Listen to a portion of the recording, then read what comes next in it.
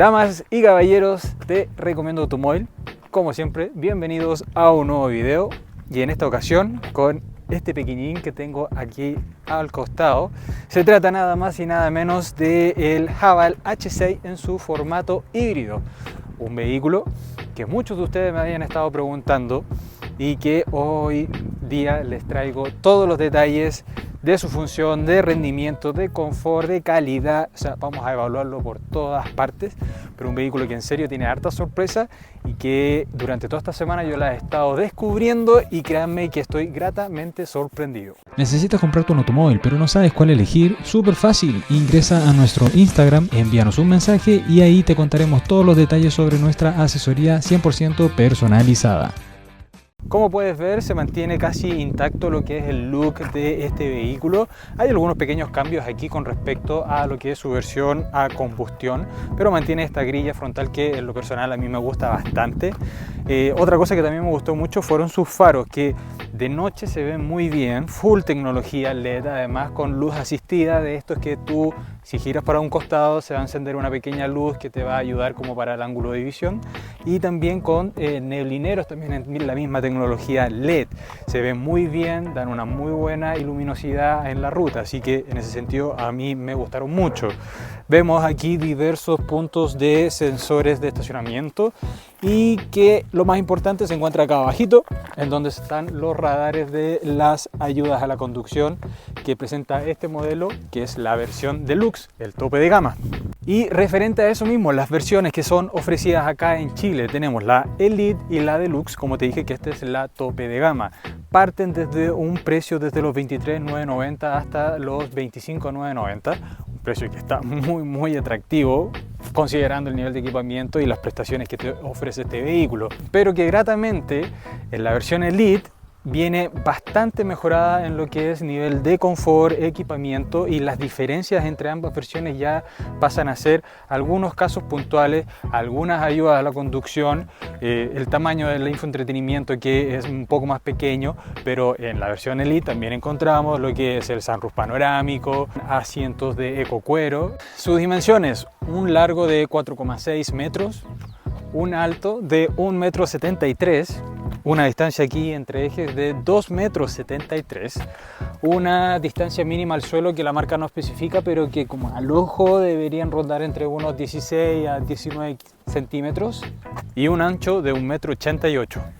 Acá les presento donde está toda la magia de este vehículo: la combinación de un motor a combustión de 4 cilindros, 1.5 turbo con un motor eléctrico. El motor a combustión genera una potencia de 147 HP y 230 Nm en torque, que complementándolo con la potencia y el torque generado por el motor eléctrico alcanza un total de 240 HP y 530 Nm en torque, transmitido al eje delantero, porque solamente tracción 4x2, y conectado a una caja automática DHT, la misma que encontramos en el Holion. Claro, si uno suma de manera nominal las cifras entregadas por el motor a combustión y el eléctrico, no dan los 240 y los 530 en torque, pero si es lo que informa la marca, esas son las cifras reales. Y créanme que se sienten esos 530 Nm al momento de uno estar conduciendo, porque oye, cuando uno lo necesita, pucha que empuja. Aquí en el lateral vemos que es muy similar o prácticamente igual a lo que encontramos en el modelo a combustión. Sin embargo, igual se repiten algunos equipamientos, como por ejemplo el sensor de lluvia aquí en el parabrisas.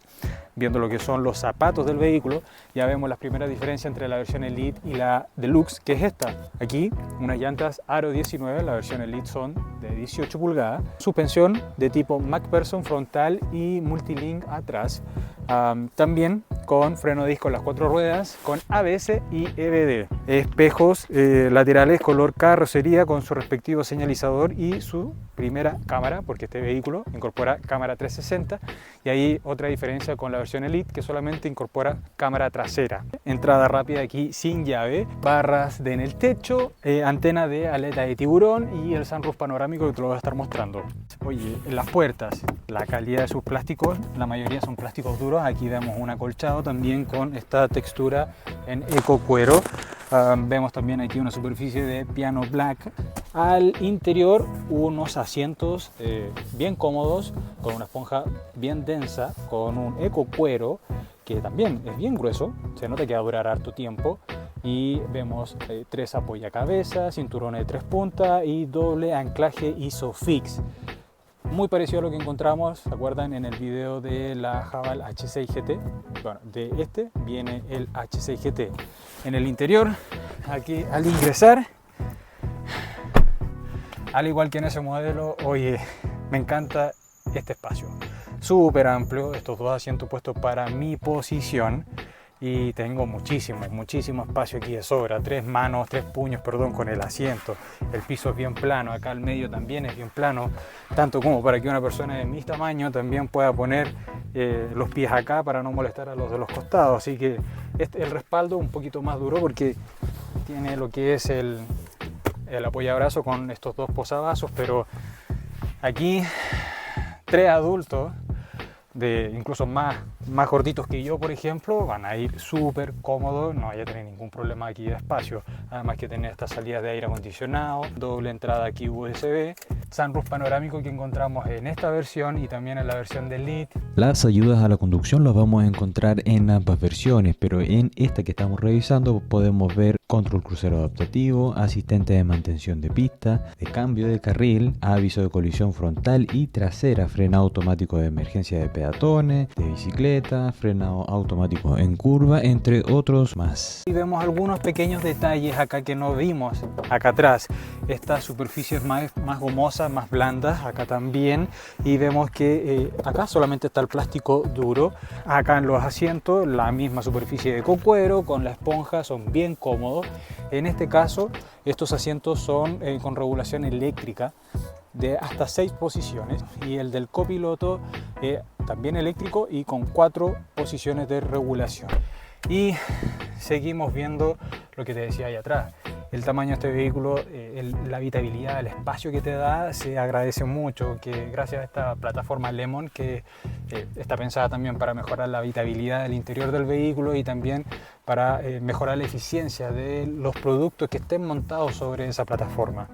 Acá cuando encendemos el SUV, al igual que muchos modelos que ya hemos probado, en primera instancia empieza a funcionar lo que son las baterías del motor eléctrico. Aquí me lo está indicando de hecho en la pantalla.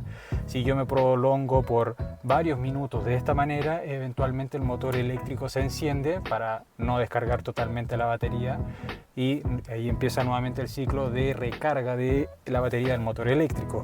Aquí la calidad, oye, también superficie gomosa, esta es como símil de aluminio, aquí con cocuero, con costuras que también te da un muy buen look.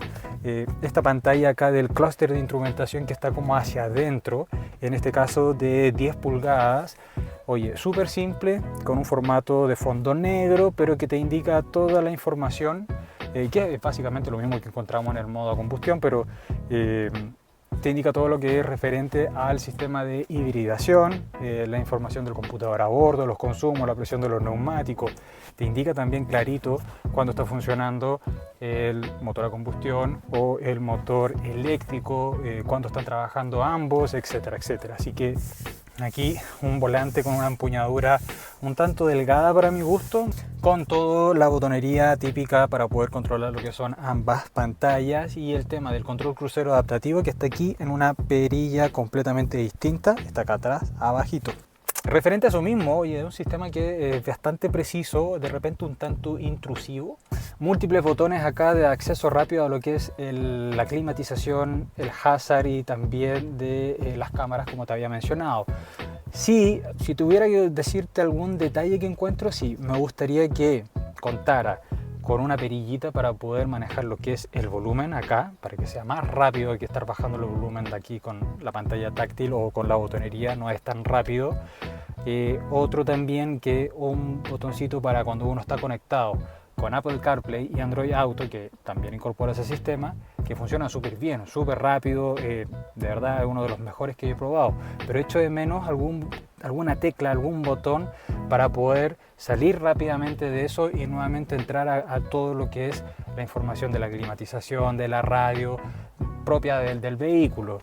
En este caso es una pantalla de 12,3 pulgadas para el infoentretenimiento y 10,25 para el clúster. Es bien rápido, súper fácil de manejar, es bien claro. Además que este vehículo viene muy bien equipado también en seguridad, y lo más importante de todo, fue testeada esa seguridad, y tanto en las pruebas hechas en Europa como también en Australia, donde el estándar de exigencia es muy similar o igual al encontrado en Europa, este vehículo obtiene 5 estrellas.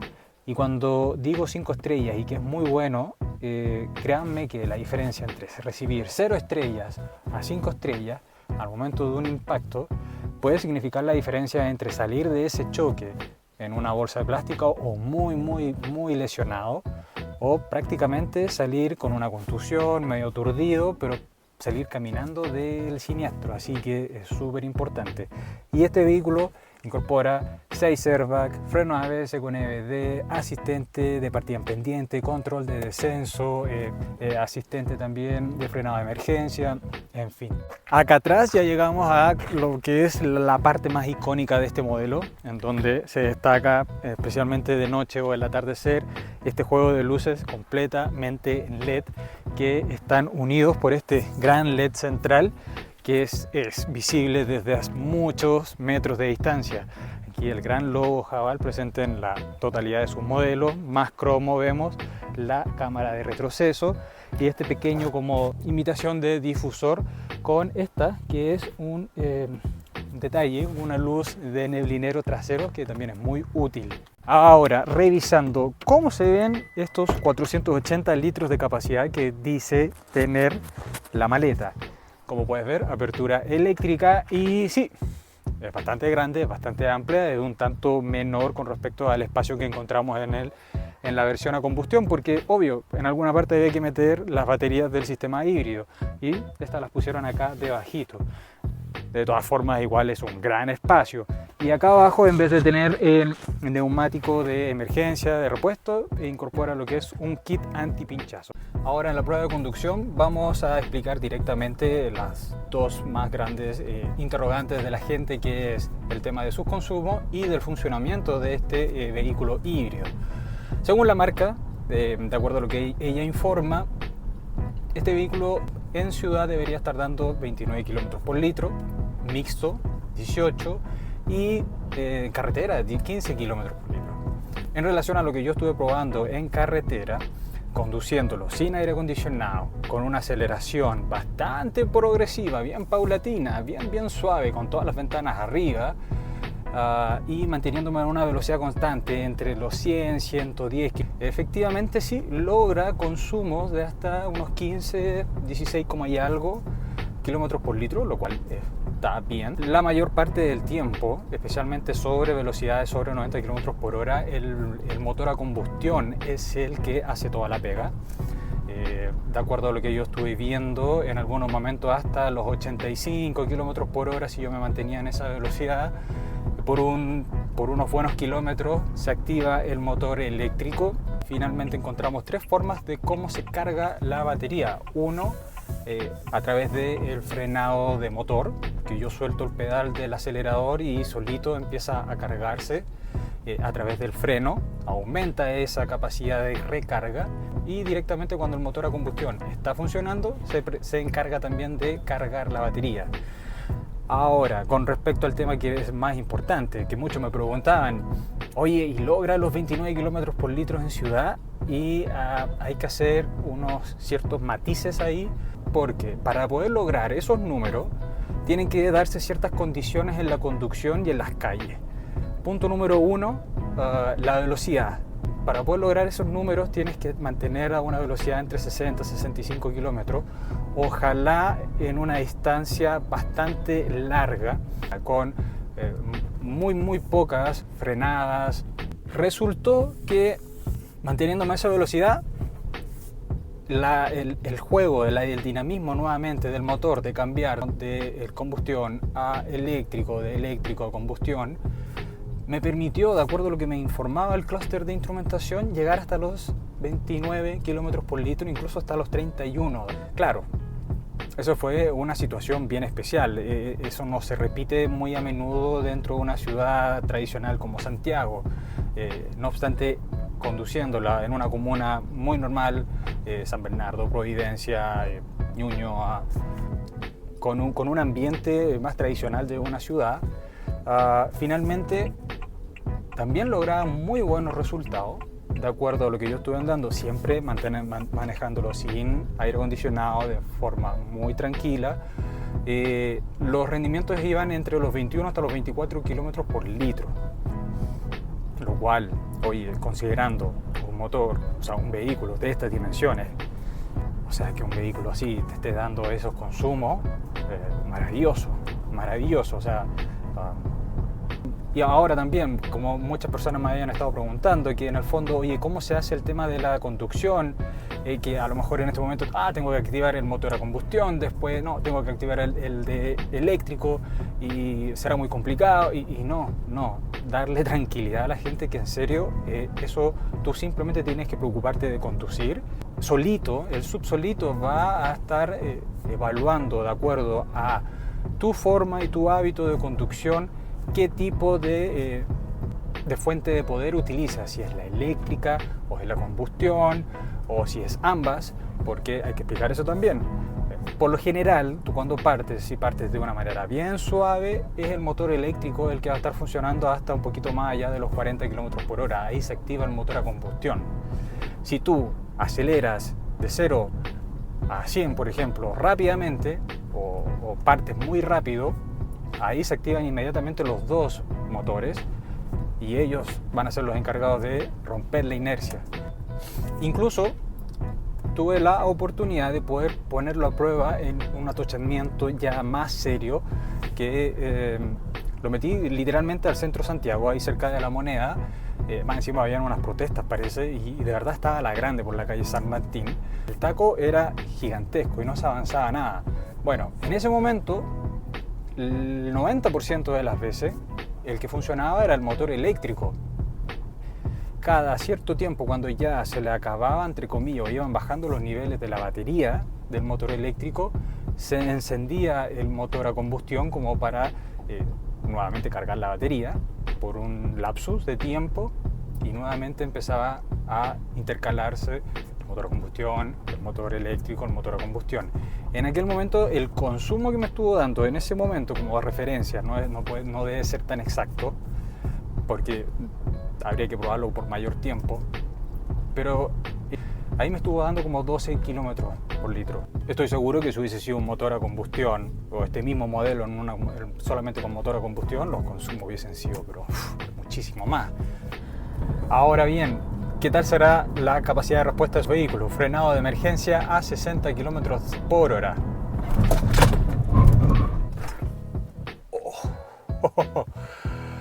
Bien, muy concretos.